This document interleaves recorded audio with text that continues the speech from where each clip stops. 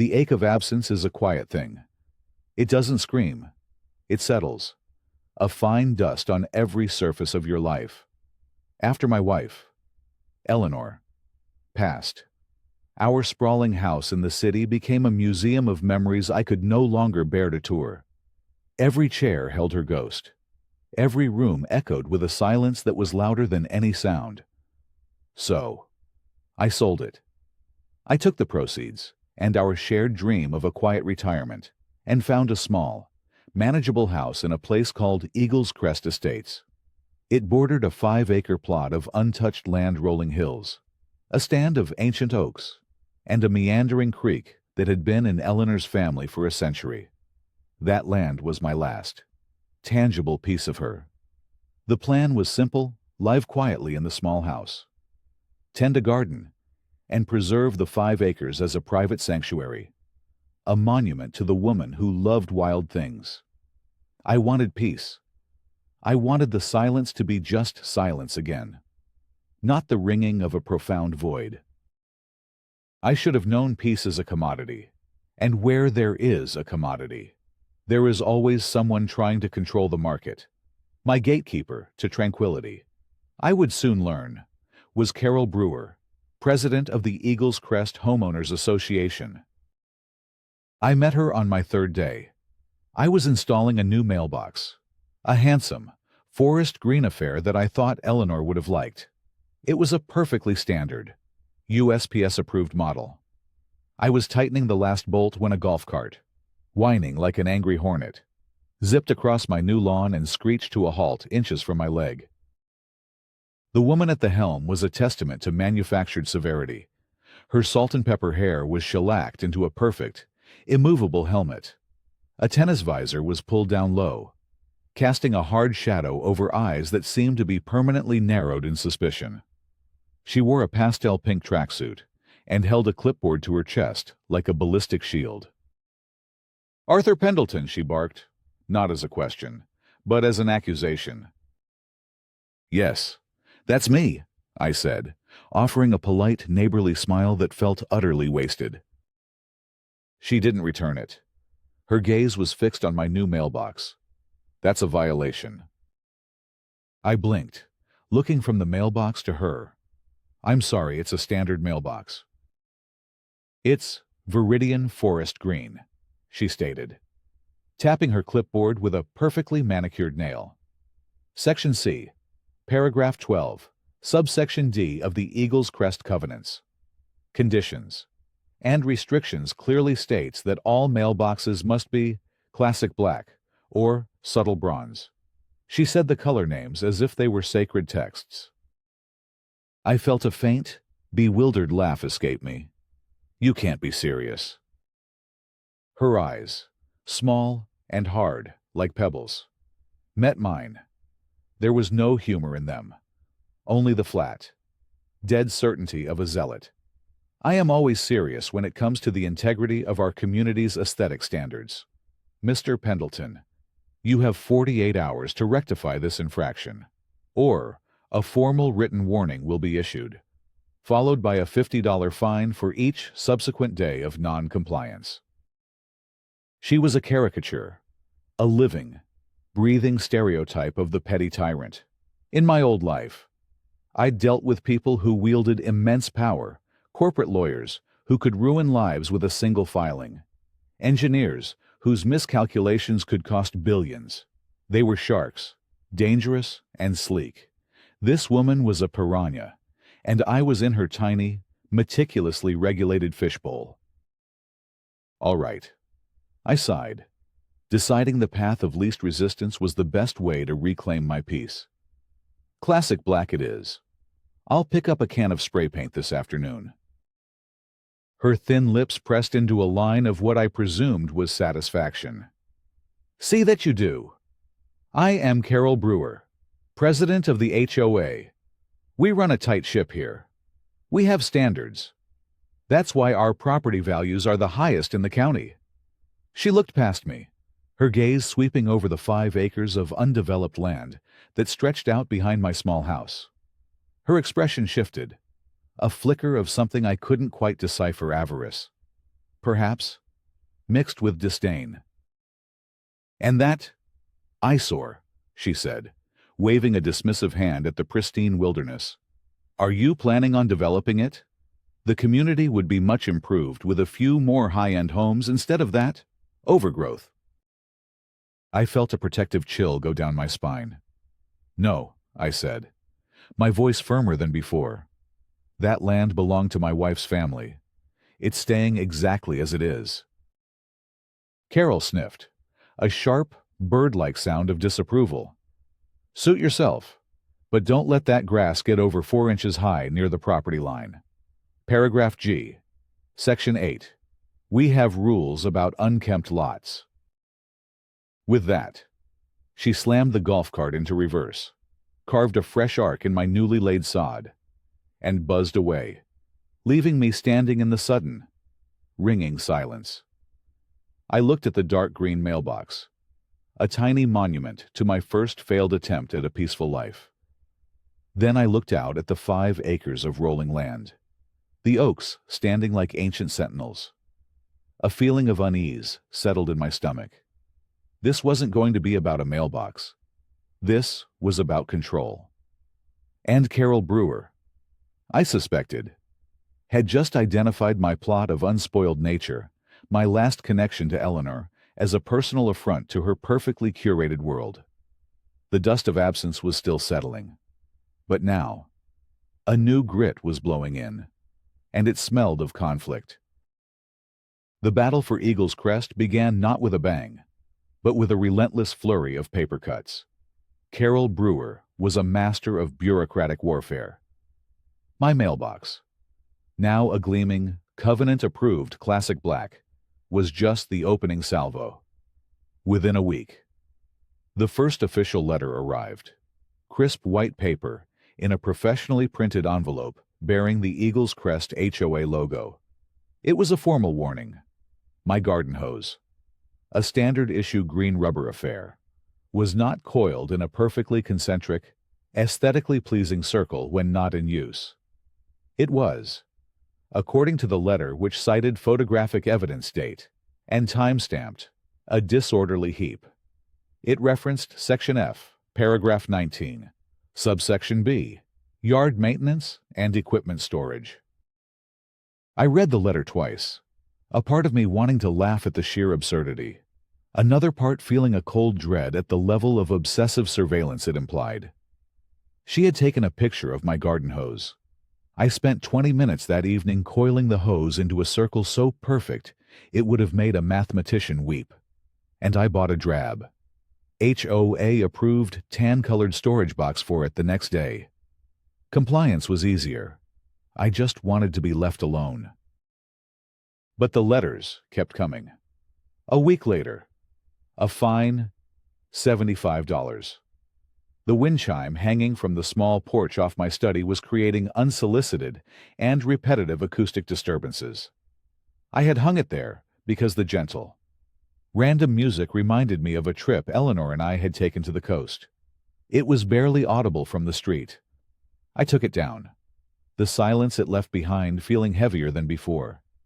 The fine was for the 3 days it had been hanging there after an email warning I had somehow missed, sent to an old address the HOA had on file from the title company. I paid it without protest. The fines escalated in creativity. $100 for my garbage bins being visible from the street for more than 12 hours before or after pickup day. I'd put them out at 8 p.m. for a 7 a.m. pickup, according to Carol. That was 2 hours too early. $200 for a small patch of clover that had infiltrated a corner of my lawn. A violation of the uniform fescue and bluegrass mandate. $50 for a hairline crack in one of the paving stones on my walkway, deemed a trip hazard and aesthetic blight. Each letter was a meticulously crafted piece of psychological warfare, filled with legalese and passive-aggressive admonishments about my responsibility to the community's shared property values. I complied with every single one. I bought a new paving stone. I reseeded the lawn with a certified fescue bluegrass blend. I downloaded a calendar reminder for trash day. I was a model citizen of Carol's miniature police state. My attempts to be reasonable were, in her eyes, admissions of guilt, fuel for her fire. She saw my compliance not as a desire for peace, but as weakness, and a predator always presses a perceived weakness. My background was not in gardening or home repair. For 3 decades, my world had been one of precision, data, and irrefutable fact. I was, until my retirement last year, the lead forensic cartographer for the state's Attorney General. My job was to take chaotic, disputed information, ancient deeds, conflicting surveys, satellite imagery, GPS data, and distill it into a single, legally defensible truth. I testified in court, breaking down complex boundary disputes and land fraud cases for judges and juries. My entire career was built on a foundation of meticulous documentation and the calm, methodical dismantling of fraudulent claims. As I stood in my yard, pulling up the offending clover patch by hand, I couldn't help but apply that mindset. Carol wasn't just a nuisance. She was a system, and every system has patterns, vulnerabilities.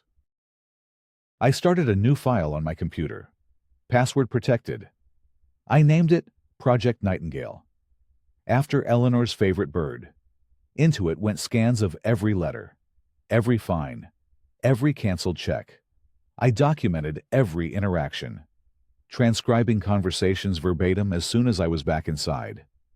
I noted the times she would cruise by in her golf cart, the slow, deliberate way she'd scan my property. It was becoming clear that her obsession was focused entirely on me. Other neighbors had minor, acceptable flaws in their suburban perfection, but only I received this constant, laser-focused scrutiny. It all came back to that first conversation, her disdainful look at the 5 acres of undeveloped land. That was the real prize. My little house was just the castle gate she had to breach first. The first clear bit of foreshadowing about her true intent came during an HOA board meeting I forced myself to attend, hoping a public showing of conciliation might help. The meeting was held in the community clubhouse, a sterile room that smelled of air freshener and quiet desperation. Carol stood at a podium, running through the budget with an air of absolute authority. When the floor was opened for new business, she smiled a tight, predatory smile. As many of you know, she began, our community is bordered by a rather large, undeveloped parcel of land. Her eyes flicked to me for a fraction of a second.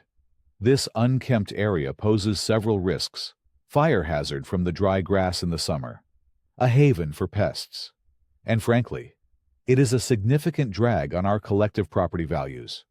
I have been exploring some preliminary options. I've spoken with a developer, a very reputable one, who believes that with the right zoning variances, we could turn that useless scrubland into a new, exclusive cul-de-sac. The villas at Eagle's Crest. Imagine the benefit to our community higher-end homes, an increased tax base for the neighborhood, and a much more polished, finished look. A murmur of approval went through the room. People nodded. They saw dollar signs. They didn't see Eleanor's Oaks or the creek where deer sometimes drank at dawn. I raised my hand. My heart was pounding, a cold, angry rhythm. Carol's eyes locked onto me. Yes, Mr. Pendleton.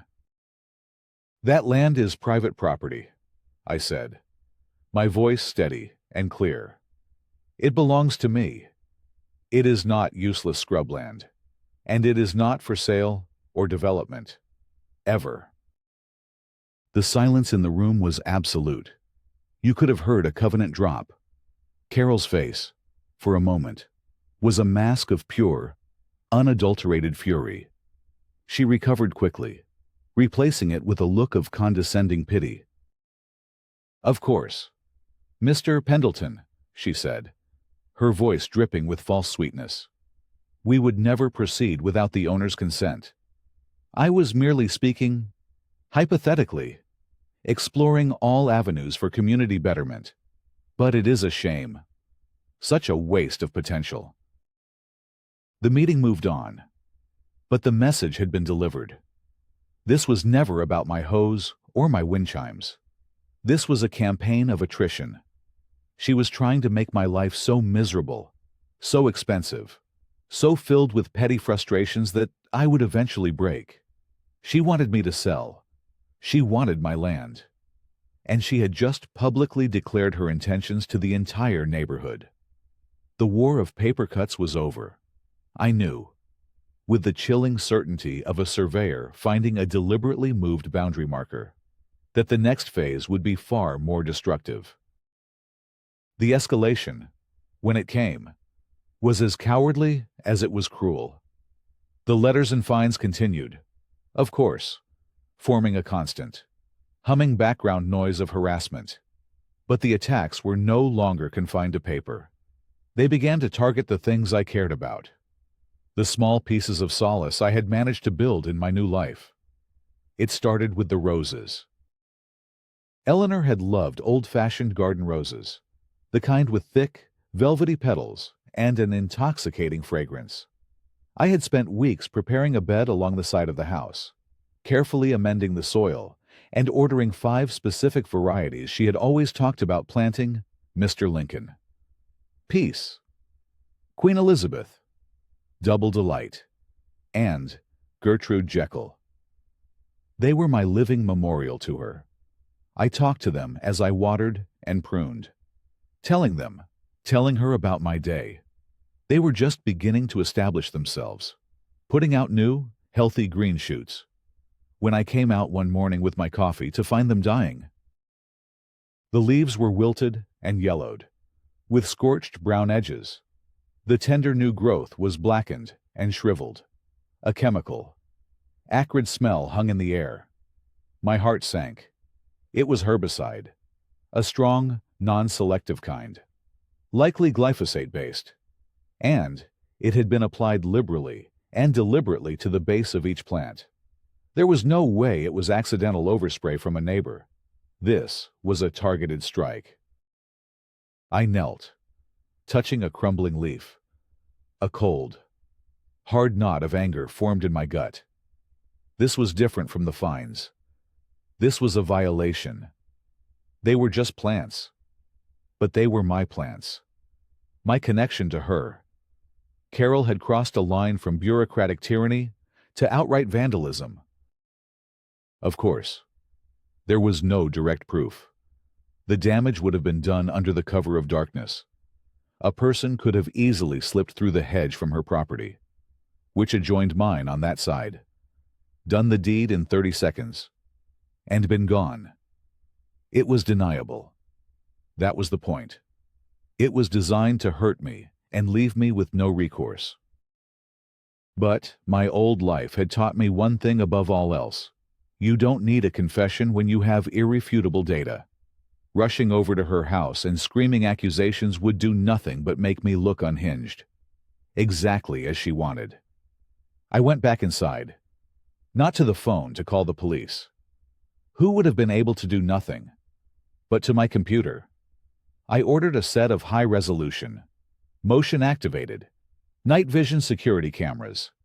Not the cheap consumer-grade ones, but professional models with encrypted local storage and geospatial tagging capabilities for the video files. While I waited for them to arrive, I documented the damage. I took dozens of high-resolution photographs of the dying roses from every angle. I took soil samples from the base of each plant, sealing them in sterile bags and labeling them with the date, time, and exact location. I sent one sample off to a university agricultural lab for chemical analysis, paying for a rush job. The report came back a few days later, massive concentrations of a commercial-grade herbicide, far exceeding any normal application rate. It was poison. Plain and simple. I added the report to my Project Nightingale file. The cameras arrived 2 days later. I spent an entire afternoon installing them, not just in the obvious places, but in discreet locations, camouflaged and with overlapping fields of view covering every inch of my property line. With a particular focus on the border with Carol's yard, I set up the system, ensuring the timestamping was synced to the atomic clock. From that moment on, any movement on my property was being recorded, cataloged, and stored. I was building a fortress of data. The next incident occurred a week later. I had a small, decorative bird bath in the backyard, a simple stone basin that attracted finches and robins. I came out one morning to find it overturned and shattered.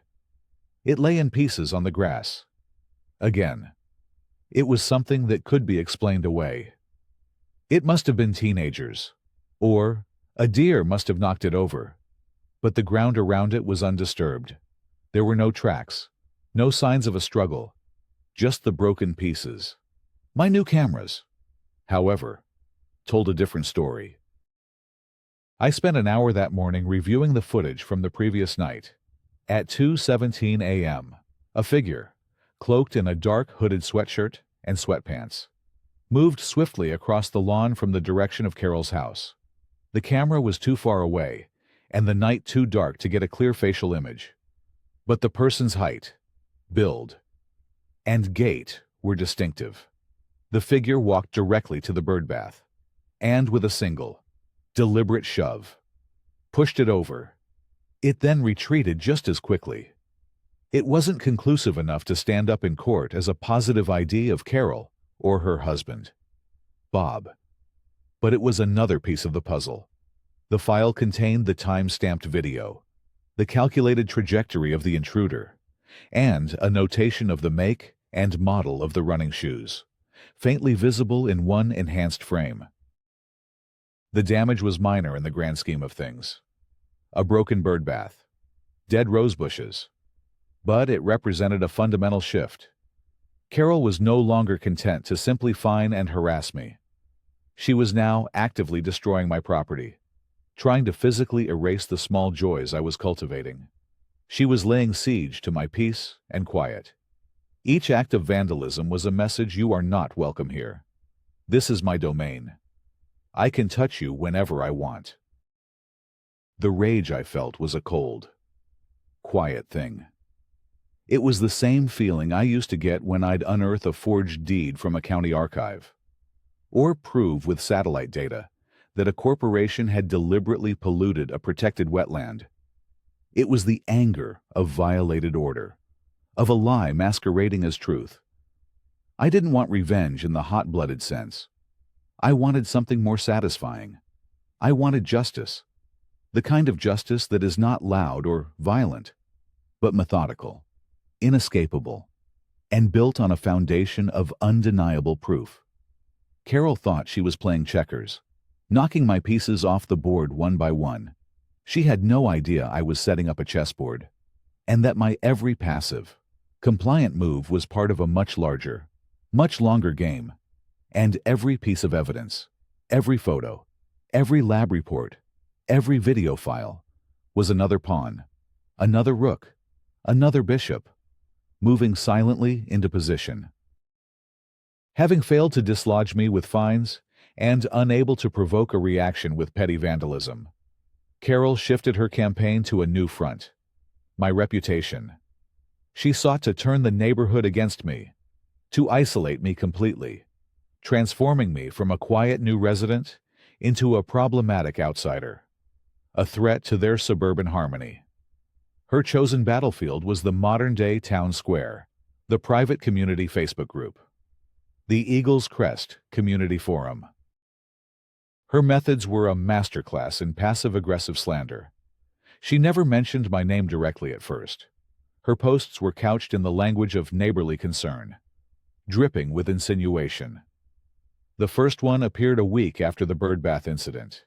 It was a photo of a perfectly manicured lawn, presumably her own, with the caption, "So proud to live in a community where most of us take pride in our homes. It's so important to maintain standards. It protects everyone's investment. Your community pride. Eagle's Crest living." The comments underneath were a chorus of agreement. So true. Carol, you said it. That's why we love it here. It was a loyalty test. She was establishing the baseline. We are the good neighbors. We care about standards. Then came the more targeted posts. A blurry photo of a fox darting across a road at dusk. Seeing a lot more vermin around the undeveloped parts of the neighborhood lately. A reminder to everyone to keep your trash bins secure and not leave any potential food sources out. Unkempt properties can become a breeding ground for pests that affect us all. Just a friendly PSA. Everyone knew she was talking about my 5 acres. The comments section became a forum for mild paranoia. One neighbor claimed she'd seen a coyote. Another worried about snakes. In the span of a few hours, my beautiful, pristine piece of nature, Eleanor's Sanctuary, was being rebranded as a public nuisance, a festering pit of vermin. I remained silent, refusing to engage in the online mudslinging. My silence was, of course, twisted into an admission of guilt. Carol escalated. She started referring to certain new residents who didn't seem to understand the community spirit of Eagle's Crest. She lamented the loss of the old days, when everyone on the block knew each other and shared the same values. The social isolation was subtle, but effective. My polite waves to neighbors were met with hesitant, brief nods instead of friendly smiles. Conversations at the community mail kiosk would die down as I approached. I was being quietly, methodically ostracized. The pinnacle of this campaign was the annual 4th of July neighborhood barbecue. I decided to go, believing that showing my face and being friendly in person could counteract the online narrative. It was a naive hope. The event was held at the community park, a sea of red, white, and blue. Families were gathered on picnic blankets, kids were running through sprinklers, and the air smelled of grilled hot dogs and sunscreen. I brought a homemade potato salad, using Eleanor's recipe. As I walked towards the main potluck table, I saw Carol holding court. A cluster of neighbors gathered around her, listening intently. She saw me coming, and a sly, triumphant smile touched her lips. "Oh, look everyone," she announced, her voice carrying across the lawn. Mr. Pendleton decided to join us. The conversation stopped. All eyes turned to me. It felt like a record scratch in a movie. "Hello, Carol. Hello, everyone," I said, trying to keep my voice light and friendly. I placed the potato salad on the table. Carol peered at the bowl with theatrical suspicion. "How nice of you to bring something," she said. Then she leaned in towards another woman, Helen, a notorious gossip, and whispered just loud enough for me and everyone nearby to hear. "I hope he washed his hands. You know, with the state of his property. Who knows what sort of germs he's tracking around?" The small group tittered nervously. Helen gave me a look of pity, mixed with disgust. It was a masterful piece of social assassination, a completely baseless insinuation that painted me as not just neglectful, but unclean, a health risk.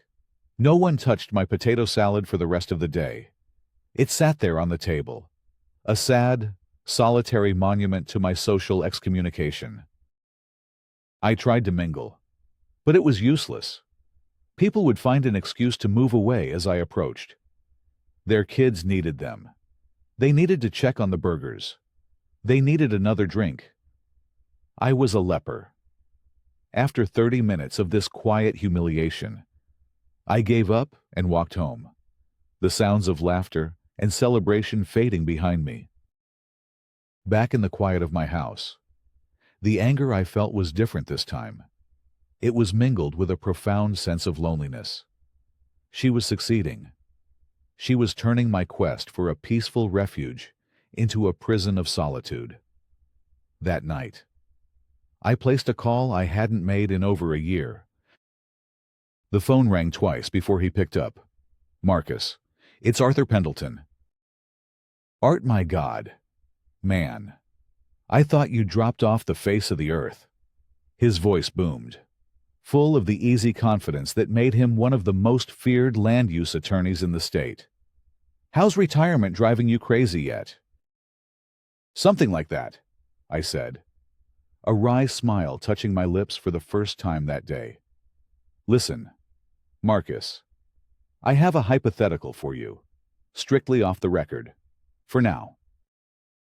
"My favorite kind? Shoot." I laid out the situation, omitting the names but detailing the escalating harassment, the vandalism, the slander. I described Carol's public declaration of wanting my land and her campaign to isolate me. Marcus was silent for a long moment when I finished. "Art," he said, his voice now serious, all trace of joviality gone. "This isn't just a nosy neighbor. This is textbook harassment with intent.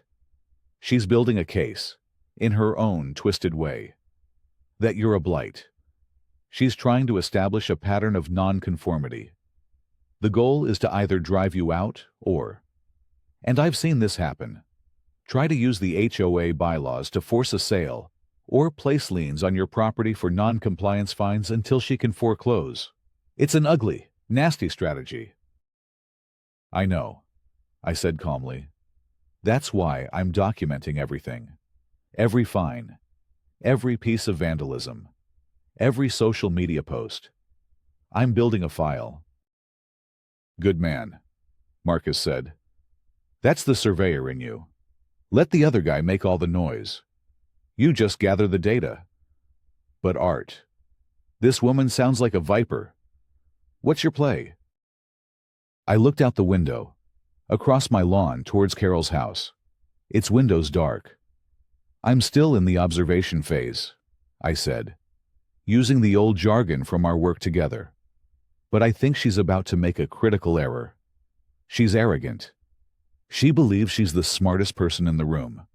People like that, they eventually overplay their hand. And when she does, I'll be ready." "You need me to send a cease and desist?" he asked. "Put the fear of God in her." "Not yet," I replied. "A letter would just be a warning shot. I don't want to warn her. I want her to walk straight into the trap she's setting for me. I'll let you know when it's time to move from observation to action." We talked for a few more minutes, catching up on old colleagues and cases, hanging up. I felt a measure of my solitude lift. I wasn't entirely alone in this fight. I had an ally, a powerful one, waiting in the wings, and I had my own expertise. Carol may have won the battle of the barbecue, but the war was far from over. She thought she was isolating a lonely old man.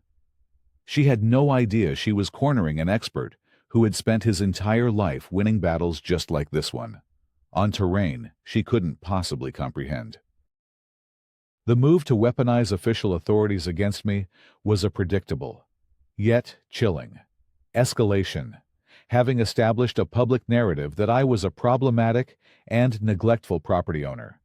Carol now sought to legitimize her claims by involving outside agencies. She wanted an official stamp on her harassment, a way to turn her personal vendetta into a matter of public record. It was a dangerous gambit, and it showed just how far she was willing to go. The first salvo came in the form of a notice from the county's code enforcement department. It was an official-looking document left taped to my front door, stating that an anonymous complaint had been filed regarding potential overgrowth and fire hazards on my 5-acre parcel. An inspection was scheduled for the following week. I knew exactly who the anonymous complainant was. I called the department number on the notice. The clerk who answered was bored and bureaucratic, but I was polite and persistent.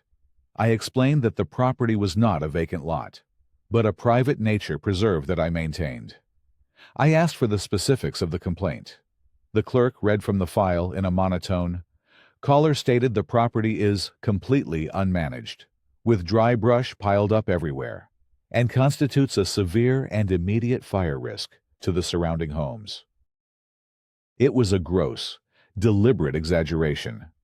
I kept a wide, mowed fire break around the entire perimeter of the property, well in excess of county requirements. The land was naturally forested, not piled with dry brush. I calmly explained this to the clerk and scheduled a meeting with the inspector on site. When Inspector Davies arrived, a weary-looking man in a county-logoed polo shirt, I was prepared. I walked him around the entire property line, showing him the 20-foot-wide fire break I maintained meticulously. I pointed out the natural state of the landscape, explaining that it was a managed wild space, not a neglected lot. I even had a small portfolio ready with photos of the property from different seasons, showing its health and vitality. Davies sighed, clipboard in hand. "Mr. Pendleton," he said, shaking his head, "your property is in perfect compliance. In fact, your fire break is wider than you're required to maintain. I don't know who called this in, but it's what we call a nuisance complaint. Wastes everybody's time." He made a few notes, checked a box, and signed the form, officially closing the case. "You're all clear." I got a copy of his report and filed it away. One official lie debunked and documented. But Carol wasn't done. A week later, I was in my study when I saw the white van of the county animal control pull up to my curb. A uniformed officer got out and walked up to my door.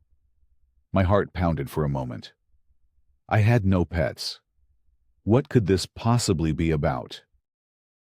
The officer, a young woman with a cautious but professional demeanor, explained the situation. "Sir, we received an anonymous call reporting a dog on this property that is being neglected. The caller stated it is kept tied up outside all day and night without food or water, and that it barks incessantly." I was speechless for a moment. This lie was so audacious, so completely fabricated, it was almost impressive. "Officer," I said slowly, "I don't own a dog. I don't own any pets at all." She gave me a skeptical look, the kind she'd probably given to 1,000 guilty pet owners. "Sir," the caller was very specific. "A medium-sized brown dog, tied to the oak tree in the back." "Please," I said, gesturing for her to follow me. "Be my guest. Come look." I led her through the house and out to the backyard. There was the oak tree. There was no dog. There was no tie-out stake. No worn patch of dirt. No food or water bowl. There was nothing. The officer's professional mask cracked a little. She looked around, a confused frown on her face. "Well, I'll be," she murmured. "There's no dog here." "There never has been," I said quietly. She apologized profusely for the intrusion, her tone shifting from suspicion to embarrassment. "I'm sorry to have bothered you. Sir, we have to follow up on every call. It's the law. Looks like someone was pulling a prank." "I don't think it was a prank," I said, looking pointedly across the hedge toward Carol Brewer's perfectly manicured lawn. The officer's eyes followed my gaze, and a look of understanding dawned on her face. She'd seen this kind of thing before. Neighbor disputes, malicious calls. "Right," she said, her voice tight. "Well, for the record, I'm clearing this call as unfounded, completely baseless." I thanked her and went back inside, my hands trembling slightly with rage. This was a new low. She was now making false official reports, wasting the valuable time of public servants, trying to paint me as not just a nuisance, but a potential animal abuser. I added my detailed notes of the incident to the Nightingale file. The final official visit was the most violating. 2 sheriff's deputies. They arrived on a Tuesday morning, their presence in the quiet suburban street causing curtains to twitch in every window. The lead deputy, a man with a graying mustache and tired eyes named Sergeant Miller, explained they were there to perform a wellness check. "A wellness check," I repeated, my blood running cold. "On what grounds?" We received a call from a concerned neighbor. Sir, he said, his voice carefully neutral. They said they hadn't seen you in several days, that your mail was piling up, and they were worried something might have happened to you, given your age, and that you live alone. We're obligated to check. My mail was not piling up. I collected it daily. I had been out in my garden just that morning. It was another complete fabrication. But this one was more insidious. It wasn't just about my property. It was about me. It played on my age, my status as a widower, painting me as a feeble, possibly senile old man who couldn't care for himself. It was an attempt to strip me of my agency and dignity. Sergeant, my concerned neighbor is the president of the HOA, and she has been harassing me for months, I said, my voice dangerously calm. This is just the latest tactic. I am perfectly fine. As you can see.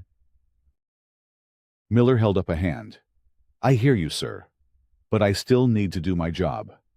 Can I please come in for a moment? Just to verify that the home is in a safe condition, and you're not in any distress. I knew refusing would only make things worse. I stepped aside and let them in. They walked through my immaculate home, the clean kitchen, the tidy living room, the neatly organized study. Their boots seemed loud on the polished hardwood floors.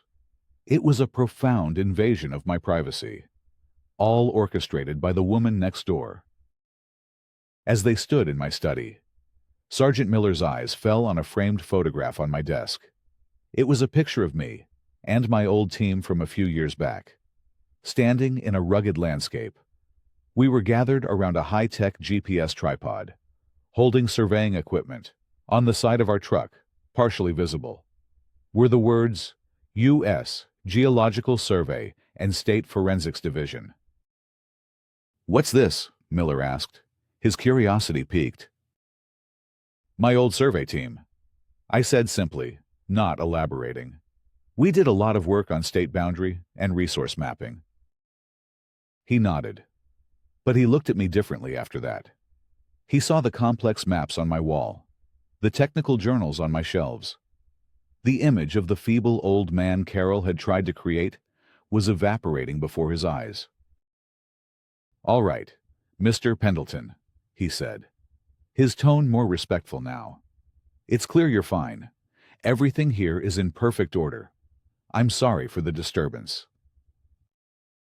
As I showed them out, I said, Sergeant, this is the third time in 2 weeks I've had county officials show up at my door based on false, anonymous complaints, code enforcement, animal control, and now you. It all originates from one source. Miller's jaw tightened. I understand. Sir, filing a false report is a serious offense. The problem is proving it. The calls are anonymous, payphones or burner phones.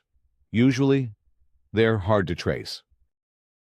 I understand, I said, but now you've seen it for yourself. Thank you for your professionalism. He gave me a long, appraising look and a final nod before leaving. As the patrol car pulled away, I saw Carol watching from her window, her silhouette visible behind the pristine curtains. The wellness check had failed. The animal abuse claim had failed. The code violation had failed. She had fired her shots, using the power and authority of the county as her weapon, and everyone had missed its mark.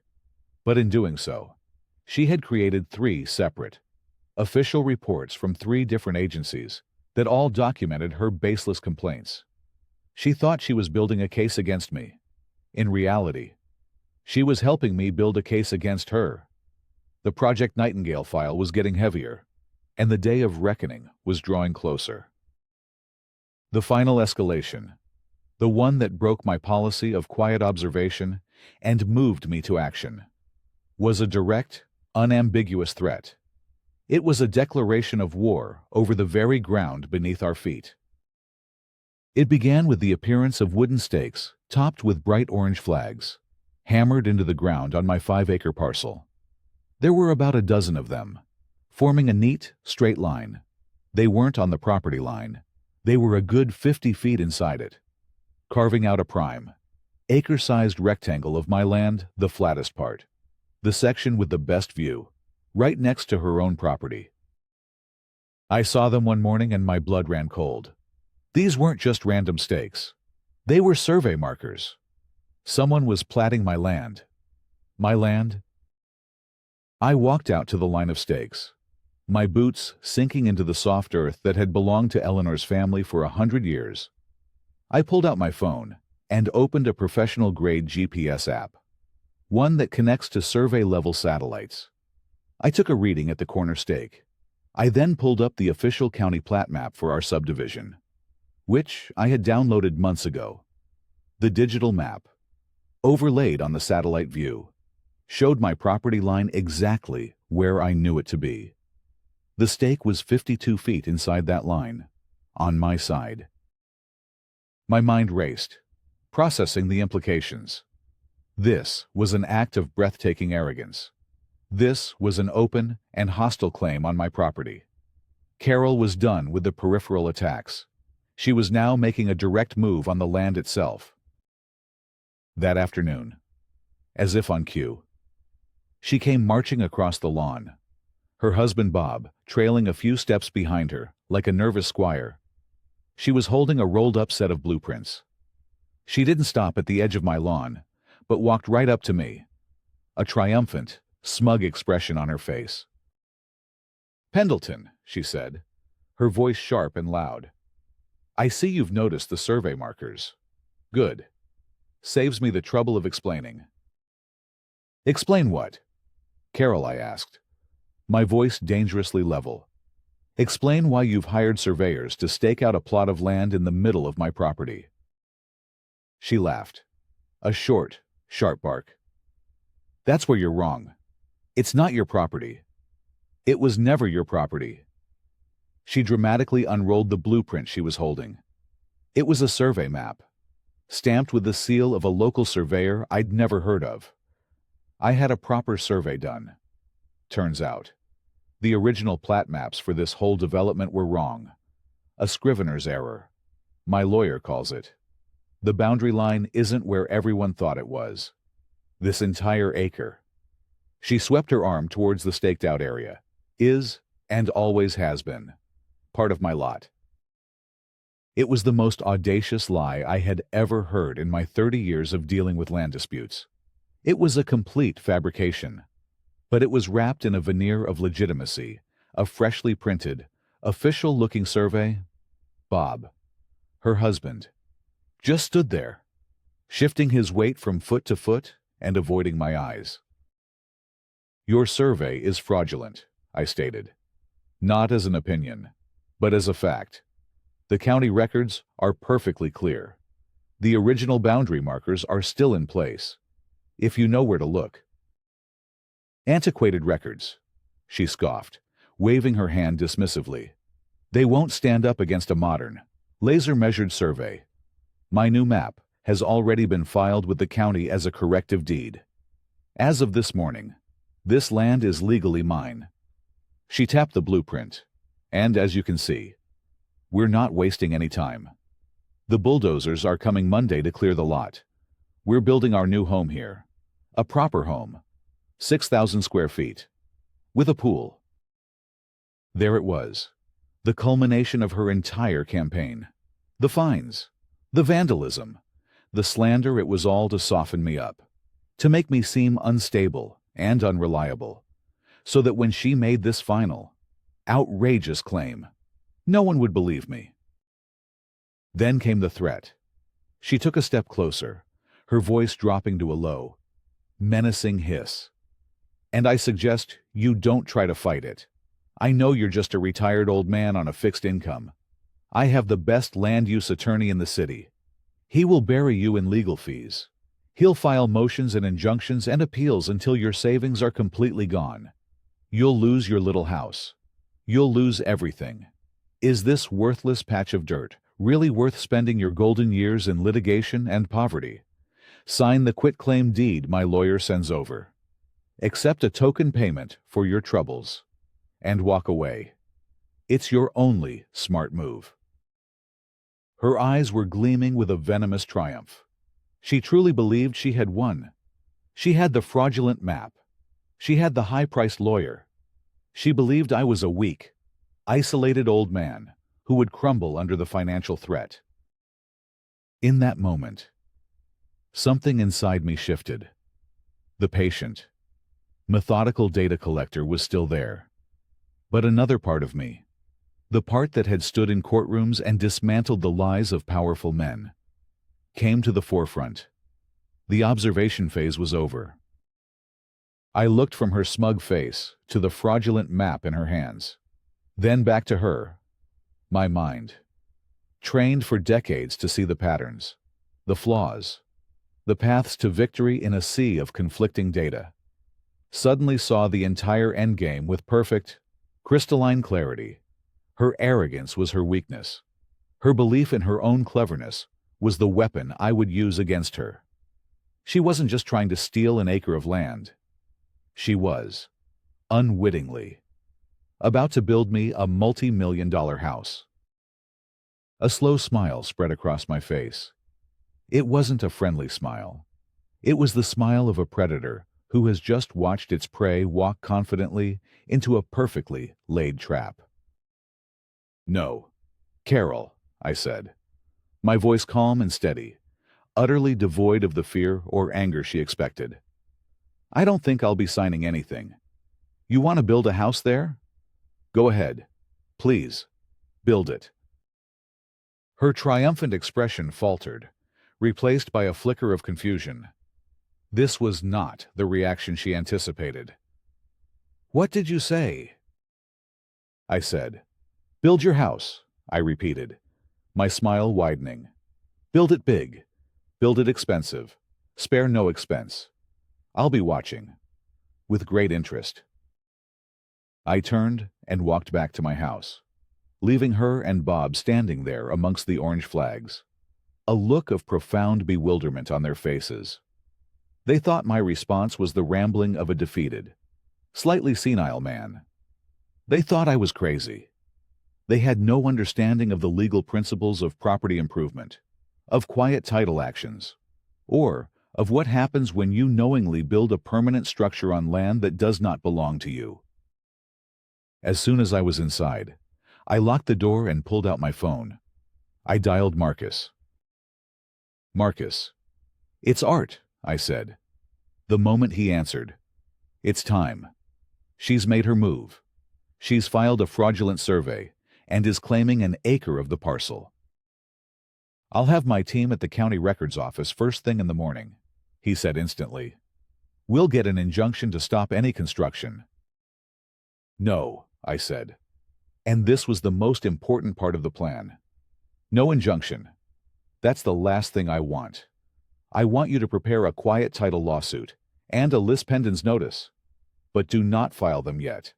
Not until I give you the signal. I want her to build it. I want the house finished." There was a stunned silence on the other end of the line. Then, Marcus, one of the sharpest legal minds I knew, let out a low whistle as he grasped the sheer, elegant brutality of my plan. "Oh, Art," he breathed, a note of pure professional admiration in his voice. "You magnificent bastard. You're not just going to beat her. You're going to let her build her own monument to your victory." "She threatened to bury me," I said, looking out the window as a truck from the fraudulent survey company arrived to place more stakes. "Instead, she's going to build me a $6 million villa, and she's going to pay for every single nail." The following 9 months were an exercise in supreme self-control. I watched from my small house as a monument to Carol Brewer's hubris rose from the earth on my land. The bulldozers arrived, just as she'd promised, tearing into the soil that Eleanor's grandfather had once farmed. Ancient stones were unearthed and pushed aside. The sound of chainsaws screamed as a small grove of perfectly healthy, mature maples was reduced to stumps. Each crash and roar was a spike of anger in my heart, but I quelled it with the cold comfort of my strategy. This was a necessary sacrifice. This destruction was the down payment on her own ruin. I became a silent, omnipresent observer. I set up a new, dedicated camera, a 4K time-lapse model on my roof, aimed directly at the construction site. Every day, from dawn until dusk, it recorded every truck that arrived, every worker, every delivery of lumber, steel, and concrete was documented. I kept a detailed log, cross-referencing deliveries with the building permits I'd pulled from the county website. I knew the name of her general contractor, the architect, the suppliers for her Italian marble countertops, and her custom-milled hardwood floors. The Project Nightingale file grew by gigabytes each week. Carol and Bob were ecstatic. They would visit the site every evening, walking through the skeleton of their future palace, pointing and dreaming. Carol would often glance over at my little house, a smirk of pity and contempt on her face. To her, I was the broken old man who had given up, unable to muster the resources or the will to fight her. My silence was her victory confirmation. The neighborhood, fed on her constant stream of social media updates about the new villa at Eagle's Crest, saw it the same way. I was a footnote, the strange old man whose land had, through some legal quirk, been reclaimed for the betterment of the community. Marcus and his team worked quietly in the background.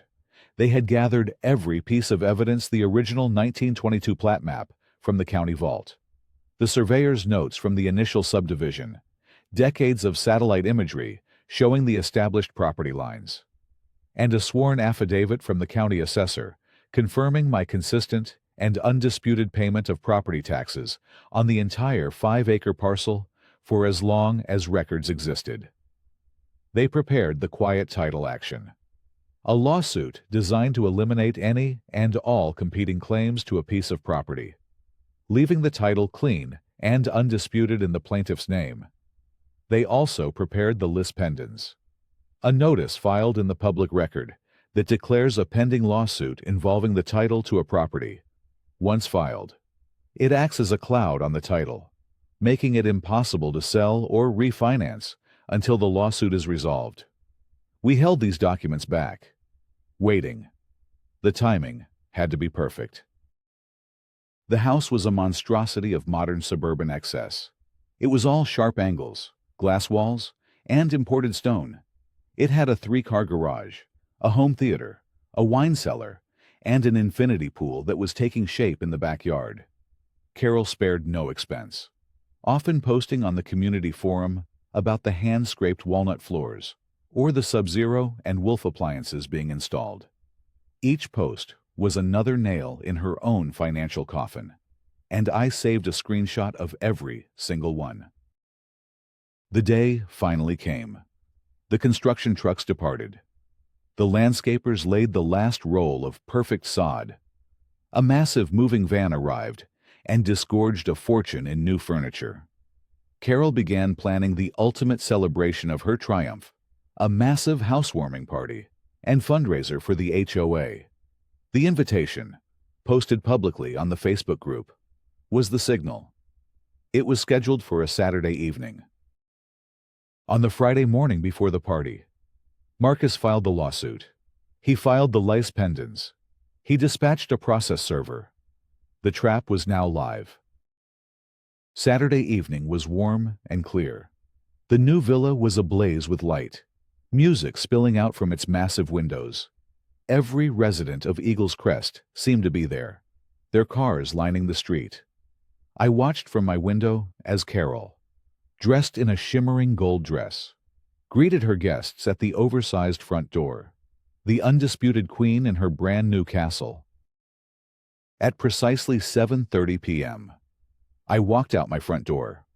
I wore a simple, dark suit in my hand. I carried a leather portfolio. I walked calmly across my lawn, onto the new driveway of the villa, my driveway, and up to the front door. The music and chatter were a wall of sound. I didn't knock. I walked straight in. The party came to a sudden, grinding halt, one by one. Conversations died as people turned to stare at the uninvited guest. The music seemed to falter. 100 pairs of eyes were on me. Carol saw me, her face, flushed with victory and champagne, twisted into a mask of incandescent rage. She stormed towards me, her husband Bob scurrying behind her. "What are you doing here?" she hissed, her voice low and furious. "Get out of my house. Now this is private property." That's an interesting choice of words. "Carol," I said, my voice calm and clear, easily carrying through the sudden silence of the grand foyer. "Because that's exactly why I'm here. To discuss the matter of private property." From my portfolio, I pulled out a document. It was a large, high-resolution copy of my own survey, the one Marcus had commissioned from the most respected firm in the state, cross-referenced with GPS data and the original county plat maps. "This," I said, holding it up for all to see, "is a true and accurate survey of this land. As you can see, the property line is exactly where it has been for the last 100 years, 52 feet behind this very house." A confused murmur rippled through the crowd.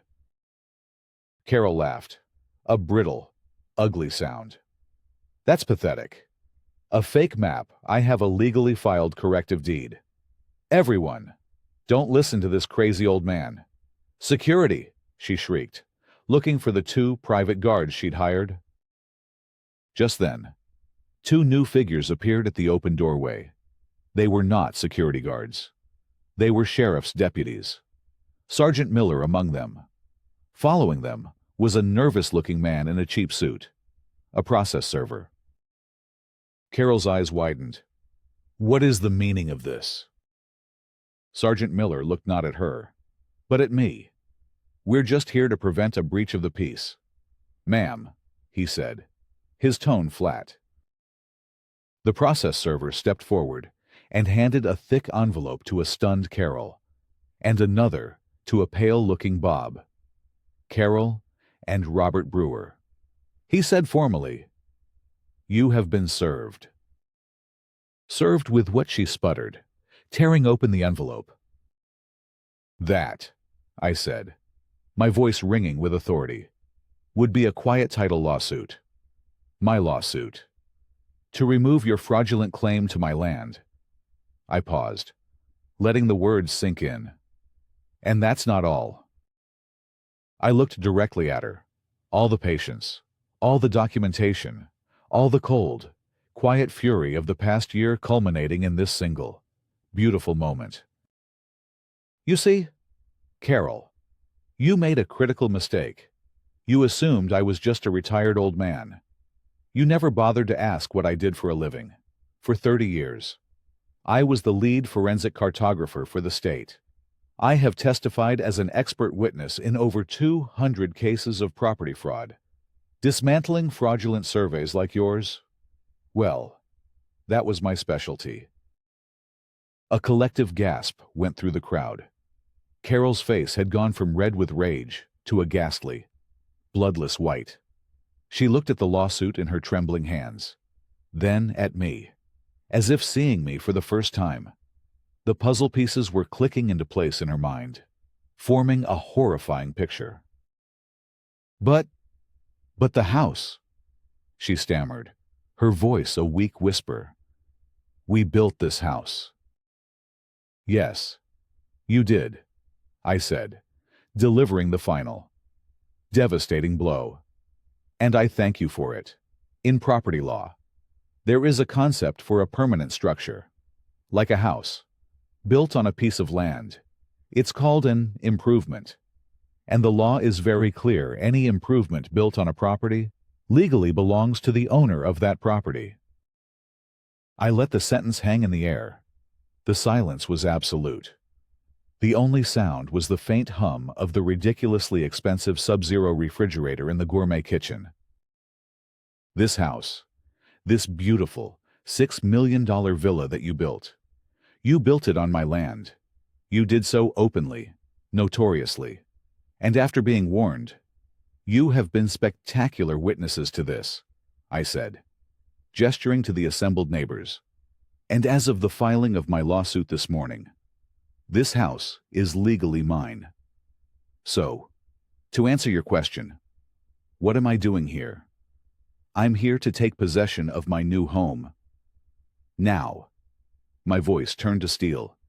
You get out of my house. The aftermath was swift and absolute. The legal battle was laughably one-sided. Carol's high-priced lawyer took one look at the mountain of evidence Marcus presented the original deeds. My forensic analysis of her fraudulent survey, the official reports from the county agencies she had weaponized, the time-lapsed video of the entire construction, the dozens of screenshots of her own incriminating social media posts, and advised the Brewers to settle immediately. There was no settlement to be had. We refused. We took it before a judge. The judge's ruling was scathing. He not only granted the quiet title action, officially affirming my ownership of the land and the multi-million-dollar house now sitting on it, but he also sanctioned Carol and her surveyor for filing a fraudulent deed, referring the matter to the district attorney's office for potential criminal charges. The Brewers were ordered to pay my substantial legal fees. Marcus also filed a separate civil suit on my behalf for slander and harassment. Using the meticulously documented evidence from the Project Nightingale file, faced with certain ruin, they declared bankruptcy. They lost everything. The bank foreclosed on their old house to cover the massive, unpaid construction loans for the villa they no longer owned. They were socially and financially destroyed, forced to leave Eagle's Crest in utter disgrace. The HOA board, complicit in their silence and support of Carol, resigned en masse. A special election was held, and a new, reasonable board was put in place, who promptly went through the bylaws and removed the most draconian and petty rules. A sense of neighborly relief washed over the community. And me, I finally found my peace. Though in a much grander fashion than I ever intended. I sold my small, original house. I moved into the villa. It was far too large for one man, but its vast, echoing rooms felt like a kind of justice. I stood at the enormous glass windows, looking out over the remaining 4 acres of Eleanor's land, now safe forever. I didn't keep the ostentatious furniture. I sold it and used the money to establish a local university scholarship in Eleanor's name for young women studying botany. I turned the cavernous great room, with its soaring ceilings and hand-scraped walnut floors, into the Eleanor Pendleton Memorial Library, filling it with thousands of books and comfortable chairs. A quiet, beautiful sanctuary. Her sanctuary. In the end, Carol's campaign of hate and greed didn't bury me. It built a magnificent monument to the woman I loved, ensuring her memory would be honored in a place of peace and knowledge, and in the quiet of my new, ridiculously large home. The silence was finally just silence again,